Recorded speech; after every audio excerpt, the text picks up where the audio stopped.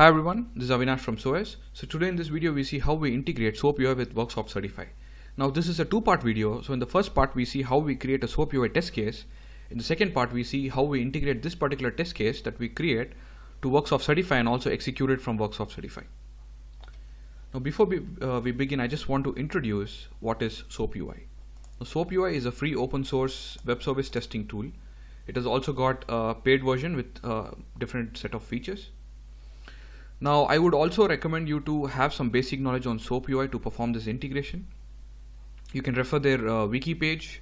They also have their own tutorials for SoapUI interface.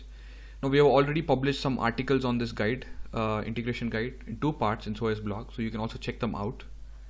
Now you need to download SoapUI, so you can use the link here, and once you navigate you see that it gives you this page with three different platforms. So you can use Windows. The latest version is 5.4. The version that I'm using is 5.3, so it doesn't really matter. Now please check out our SOS blog also. We have two parts, part 1 of the integration guide and also the part 2 for more reference. Okay, so let's get started. Now before we begin, I just want to summarize on what we are going to do in this video. So first thing is we are going to create a SOAP project with some sample web service URL, create a test suite, create a test case.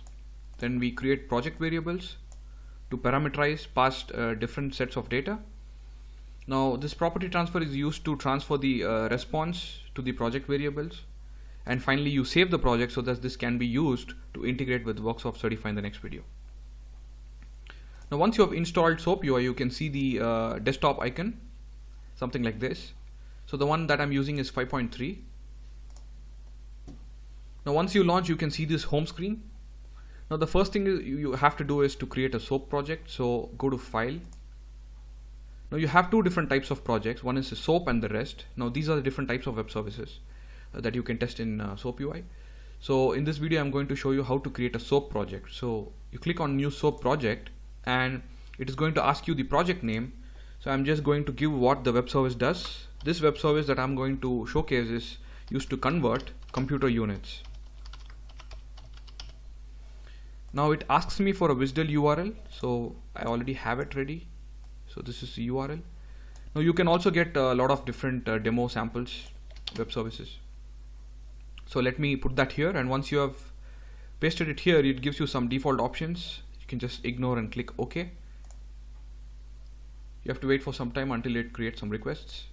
Now you know how web service works is you send a request to the server. Server is going to process the request with the data and send you the response as an output. Now here in SoapUI you have two different versions of SOAP. One is 1.1 and 1.2. So we'll be using the 1.2 version. Now you see every request has got some data that you pass to the server. Server is going to process it and return you the response here. Now the reason you see this is empty because you have still not sent the request to the server. So now you see there is a question mark here. So this is the place where you want to put some data and send it to the server. Now what this web service is going to do is it is going to convert some computer units to the destination unit. So let's say I want to convert 1024 kilobyte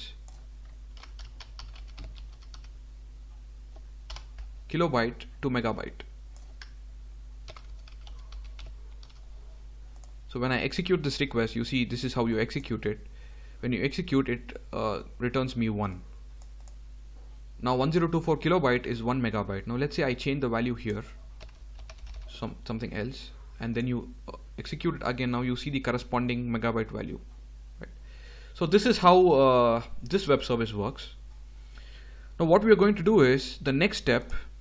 Now you know that our web service is working fine. Now we have to create a test suite. Now what is a test suite? Test suite is a collection of test cases. Now this is your project folder. So right click on your project folder and say new test suite. Now give the name of the test suite. Now let me go with the default one called test suite itself. So now you see that a new test suite is created here and you don't have any test cases below. So we have to also create a test case. Now since you have already tested this request, you can directly add this request to the test case, to the test suite as a test case. So how do I do that? Right click on the request and say add to test case. So now it's going to ask me, do you want to use the existing test suite and create a test case under that, or create a new test suite and then create a new test case under that? So I've already created a test suite called test suite, so I'm just going to use that and click OK. Now since it's going to create a new test case, let me give the name as test case itself. So you can just say add request to test case, and I want the request name to be as it is, so that's fine. I click OK. Now you see that it created a test case called test case, and it has got one step. So this is the step. Let me close everything. So now you see that this is the request I'm going to send and get the response. Now you see this is in gray color because we have still not executed this test case. So how do we execute it? Execute. Now you see it turns green when it passes successfully. So computer unit result is this. So let's say I change the value to something else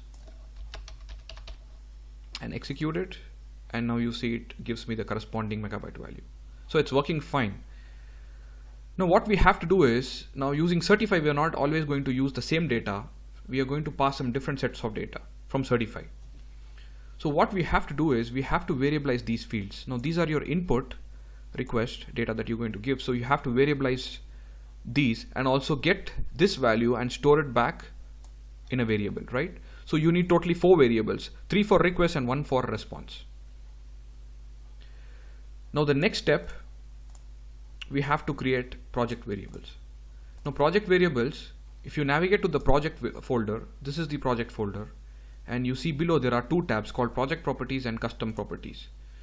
So to create a project variable, you have to go to the project folder and custom property tab, and now you see there is a plus button here, so you have to click on that and create variable. So for the first variable, to variabilize this, I just give value. Now I create other one called from unit and another one called to unit. Okay, now let me give some value for the variable already. Let's say I give some random value from unit. Now this time I want to convert from megabyte to gigabyte.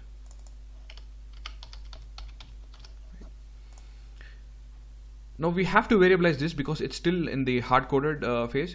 So what we have to do is, now since we have created the variables here, we have to add this variable here. So how do we do that? Just remove the value and right click the same place, and you see an option called get data. Now get the data from where? From the project variable. So you have to navigate to the project folder and value, right? So this value variable has got the value. So I click on it, you see it variabilized. Now do the same thing for other 2. Right click, get data from unit. Now you see these are the variables that we just created. So from unit, now delete this as well and do the same thing, and to unit. So here we go. Now we are all set. Now we have given the input. Now how do we take out the output from the response and send it back to the variable? So now we need to create a 4th variable called the output project variable. So plus, and I want to store the result value here.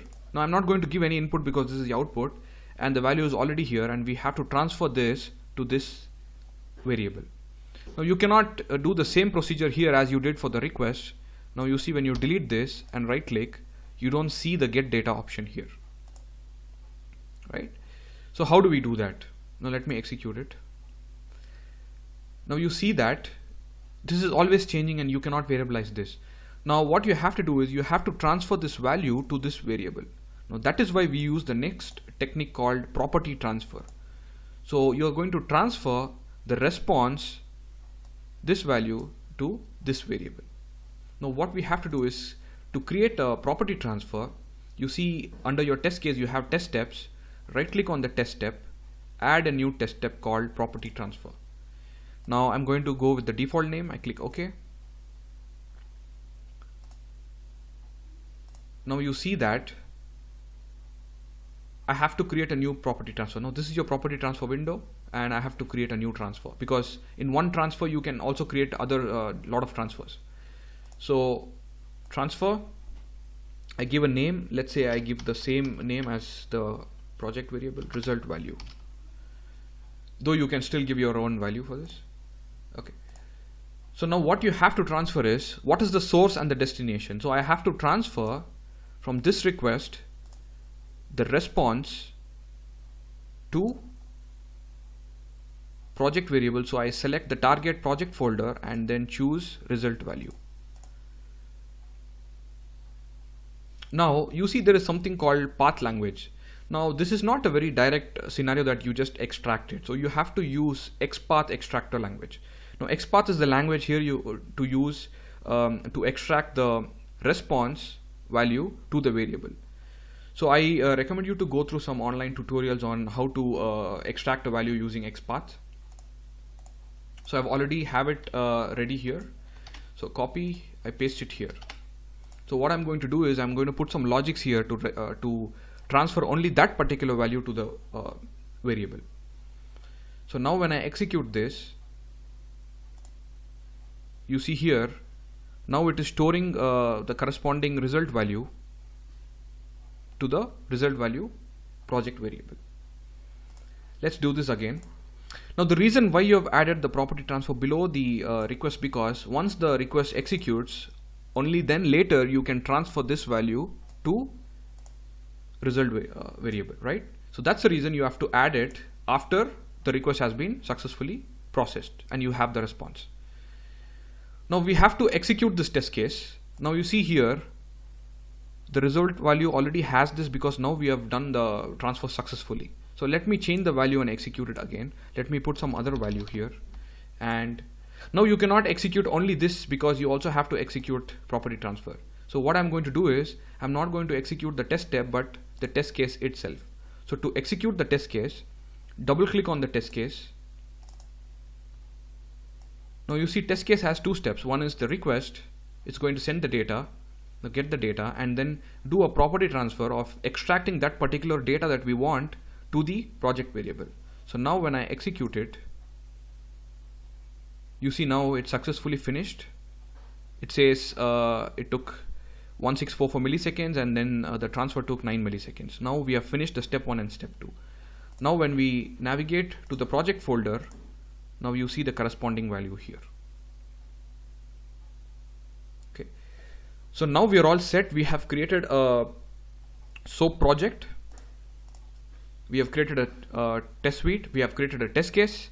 Then we created 4 project variables, 3 input and 1 output, and then we created the property transfer to transfer the response to the output variable that we created. And finally we have to save the project because we haven't saved it till now. So file,